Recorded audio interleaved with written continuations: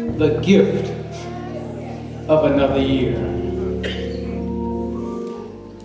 For the past 20 years, one of the things that I do at the end of the year is that I go to Tennessee and Mississippi.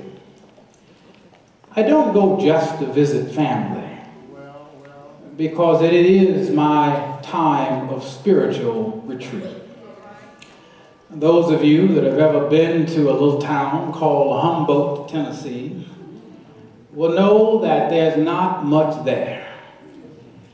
And usually after Christmas, I spend my days in prayer, sitting on the porch, looking out over farmland.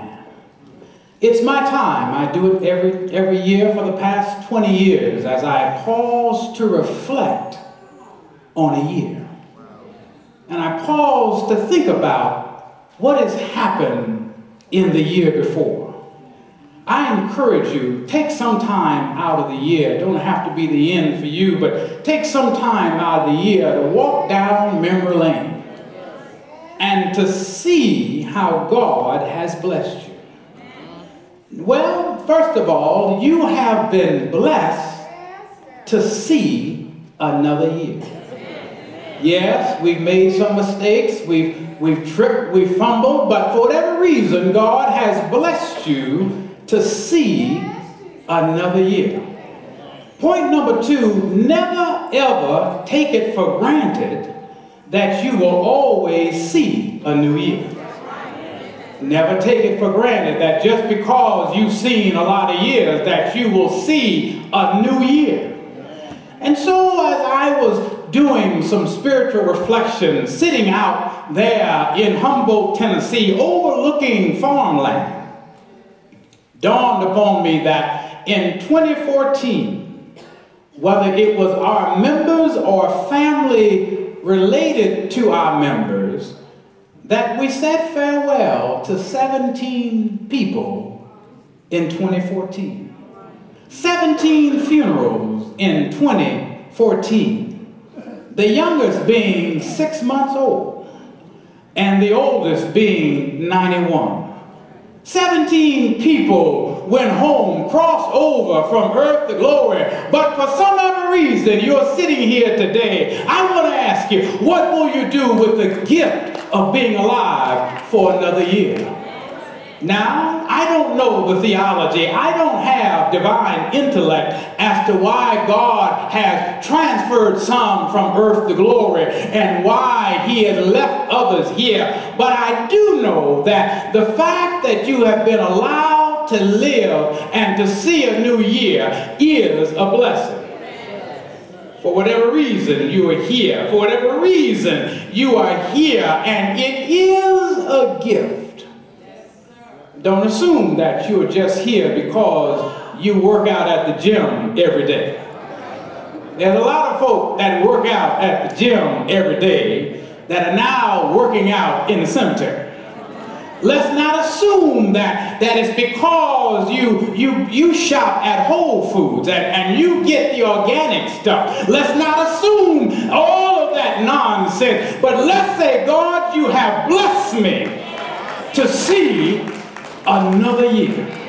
Now, this particular passage is troubling because this particular passage says that the tree had taken life for granted. The tree had just sat there year after year after year and was unproductive. And so the owner shows up, and the owner says, for 3 years, I have been coming to my vineyard. For 3 years, I have opened doors for this tree. For 3 years, I have put food on the table for this tree. For 3 years, I watched over it all night long. And for 3 years, the tree has been non-productive. Do you not know that some of us are the same way? Every night the Lord watches over us, allows us to see another day, And we can come to church, or we can opt not to come to church because we think it's all about us. We can get mad about something in church and say, I'm not coming, and the Lord just reminds you that for 3 years I've been watching over you, and for 3 years I've been taking care of you, for 3 years I've been blessing you. Sometimes we won't even give God his praise. This year, as I was writing in my pastoral record and praying over, looking at the things that I had been praying over for myself and even for our members. Some of you last year survived auto accidents. Some of you survived heart attacks. Some of you survived strokes. Some of you were diagnosed with terminal illness and the Lord has still blessed you. Some of you went through financial collapse. Some of you saw your FICO score turn into a funny score. Some of you have dealt with bankruptcy. Some of you have survived bad jobs. Some of you have gone through surgery. And the Lord has blessed you to see another year. I'll just preach to myself because y'all looking at me like I'm a little crazy. Some of you know without a shadow of a doubt. Some of you are part of that 17 number that you've had to say farewell to loved ones. Some of you know what it's like for God to be a mother for the motherless and a father for the fatherless. Some of you know what it's like to stand and to lay on a hospital bed and to hear the news and say, God, come by and see about me. Some of you have been the recipients of God's blessing. And some of you know what a miracle is in your life. You see, the devil wants you to minimize the miracle in your life. The devil wants you to assume that your miracle is no longer a miracle, but it's just the mundane. I had breakfast with a good friend of mine. We both graduated from Union University there in Jackson, Tennessee, and we had breakfast there at the IHOP, and we were talking about our days of college. And this young brother came from a little place in Indiana called Kokomo, Indiana, and has since relocated there, working for Delta Faucet in Jackson, Tennessee after graduating from college. And we were talking about going off to college. And he said, you know, Kevin, every time I drive past Union University, it's a miracle, that I got there. He said, first of all, Mama and Daddy had no money. I said, you mean they must have had a little money? He said, no, coming out of Kokomo, we had no money. And he said, and I never heard of Union University. And why in the world they would give me a scholarship of all people? He said, I really was not the brightest bulb in the chandelier. He said, but except by the grace of God, I land in Jackson, Tennessee. And I got there with Mama and Daddy having no money. They had no money, couldn't fix the tractor, couldn't get the car fixed. They had no money. And I said, you know, man, I think about that myself growing up in Phoenix, Illinois, and really Daddy having no money. Mama was diagnosed with cancer when I was in college and had no money to get down there. And he said, here we were at Union University, a Southern Baptist school, number 3 ranked in the state. Here we were, 2 black guys with no money, folk looking at us crazy, walking down the corridors at Union. He said to me, Kevin, while we're there at IHOP off the 45 bypass in Jackson, Tennessee, could it be that God was watching over us? Could it be that God was opening doors for us and we didn't even know it? Could it be that those 4 years that just like the owner of the vineyard, he said, man, I've I've been taking care of you. I've been pruning you, and I need to see some fruit from you. And he said, I never want to drive past Union, and I don't pause to say thank you. He said, I never want to drive past Union University, and I just don't want to say, and I don't have an urge to say, Lord, I just want to thank you. Because see, what the devil will do is that the devil will take what is a miracle in your life and make you believe over time that it's ordinary. And he'll start you to talking all kind of crazy stuff. And you'll say, well, I'm here because my grades were good. You'll say, I'm here because I'm all that and a bag of chips and a Coca-Cola and some Skittles and a hoodie. And he'll have you thinking that I have the job that I have because I'm well qualified, because they like me, because I do what I do so well. And if you're not careful, you won't see the need to come to church. You won't see the need to praise God. In fact, you will sit there and say, when will he shut up? Because the devil's job is to take the miracle and to make you believe it's the mundane. Are you with me? Some of you have survived illness. Some of you have received bad news medically. And you are here today by the grace of God. Now, if you're not careful, let me tell you how the devil's going to talk to you. If you're not careful, he's going to say, well, you're here because you take the medicine. And he's going to say, well, you're here because you got a good insurance plan. And you can go to the best hospital. How many of y'all know that folk got good insurance plan and went to the Mayo Clinic is still dead?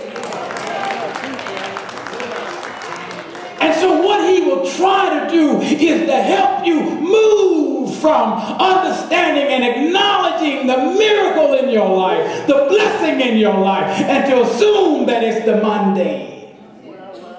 This fig tree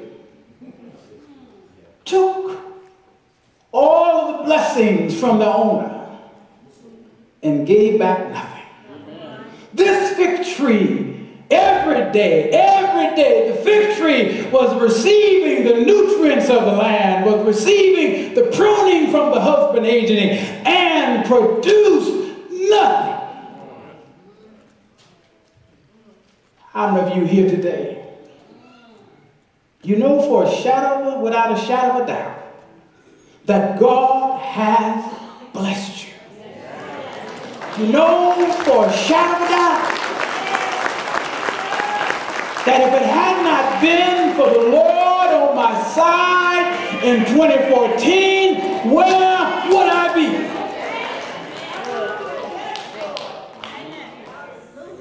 You may say, well, Pastor, I got a job because I do well, but you better go down to HR because they done laid off some folk that are more productive than you. How many of you know without a shadow of doubt that your health is where it is because God has been keeping you? How many of you know that you say, Pastor, I understand that the owner of my land, the owner of my life has been taking care of me. But then there's this other fellow. The owner was right by saying, I'm tired of blessing the tree, and the tree is non-productive. I'm tired of answering prayers. And they come to church and they can't even lift up their hand and say thank you. I'm tired of being on the main line and when they get mad at something, they'll quit. I'm tired of all of these things. And so the owner says, cut it down. The owner says, they've taken advantage of my blessing, cut it down. There was a time in my ministry I had the nerve to tell God that where he had sent me to serve, I was quitting. I said, now Lord, they only pay me $175 a week. My gas is at least $100. And when folk get through begging for the other 75, I ain't got much left. And I've got to come to meeting after meeting after meeting and put up with a whole lot of fill in the blank. God, I quit. Let them get another preacher. I quit. That was Friday night. The Lord has a way of rehiring you on Sunday morning.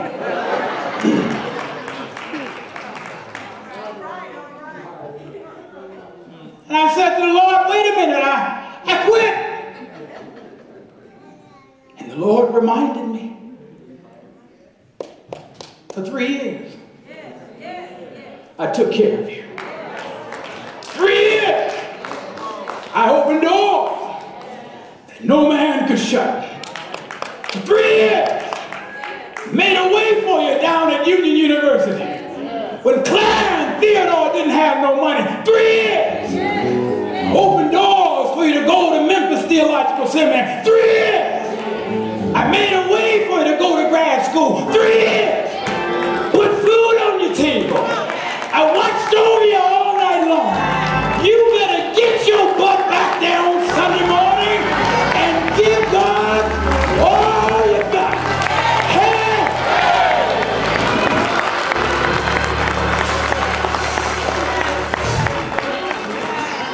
So God has a way of reminding us.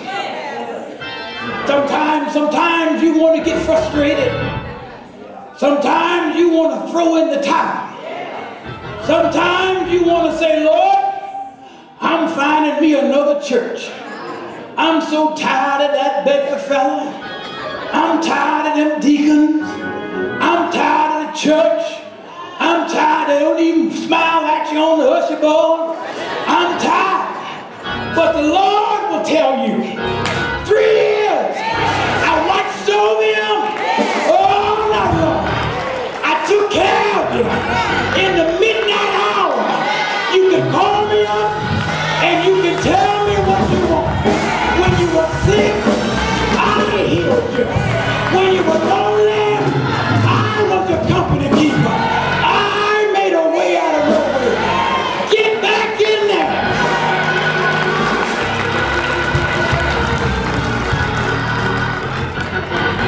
So justice has an expectation of us. God has an expectation of us. Listen. Everybody wants to be blessed. Everybody wants to be, I don't care what it is, you want to have good health, want to have a little cheese in your pocket. Everybody wants to be blessed. Everybody wants to look good, drive good, live good, wear good.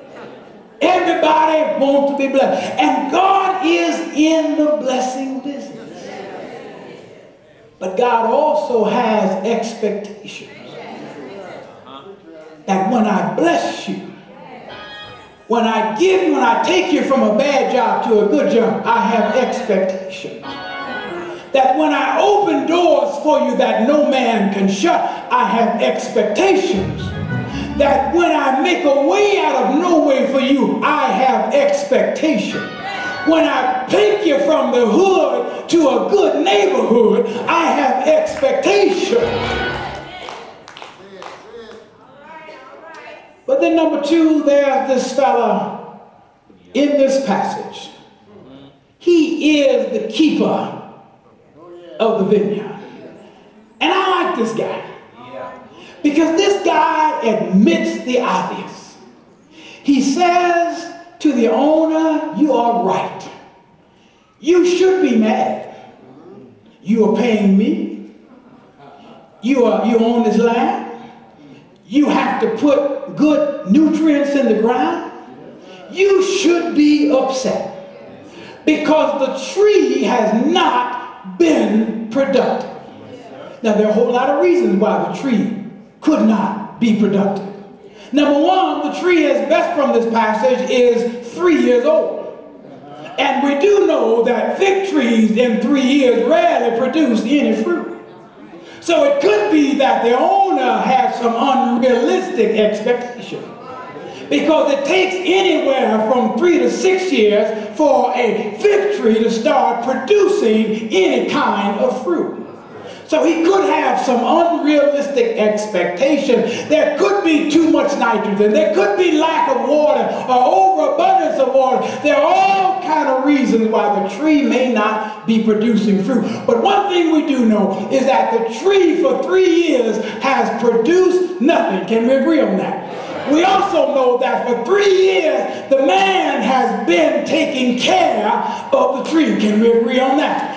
But here is what we can all shout on, is that the dresser of the vineyard said, I know he has not been producing fruit. I know he was not the father that he should have been in 2014. I know that she was not the wife she could have been in 2014. I know they were not the Christians they should have been in 2014. I know they did not do what they should have done in 2014.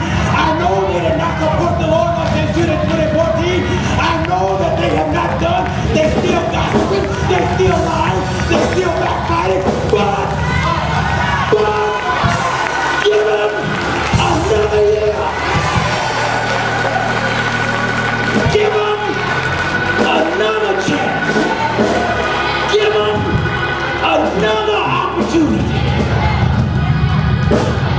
So I asked you earlier, I said, now, what are you going to do with the gift of another year? Are you with me? Now, right now, we stand between history and mystery. History is 2014. If you lied in 2014, ain't nothing I can do about that lie. It's just out there. Hopefully they don't read it in the Chicago Tribune. Hopefully you didn't lie on your resume and the HR come in and look at you crazy. Hopefully whatever it is. But if it was a lie in 14, it's just done. We live between history and mystery. What we don't know is what's going to happen in 2014. We don't know what challenges we'll have to deal with in 2015. We don't know what ups and downs we'll have to go through in 2015. We live between history and mystery.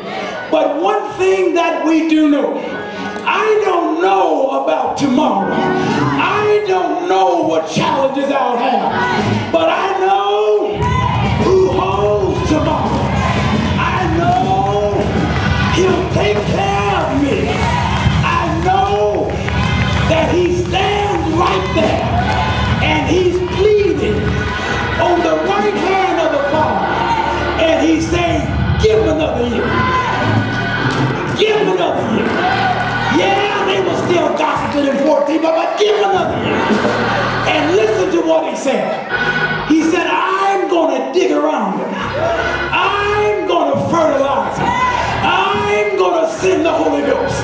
I'm going to be a company keeper for him. I'm going to convict them that no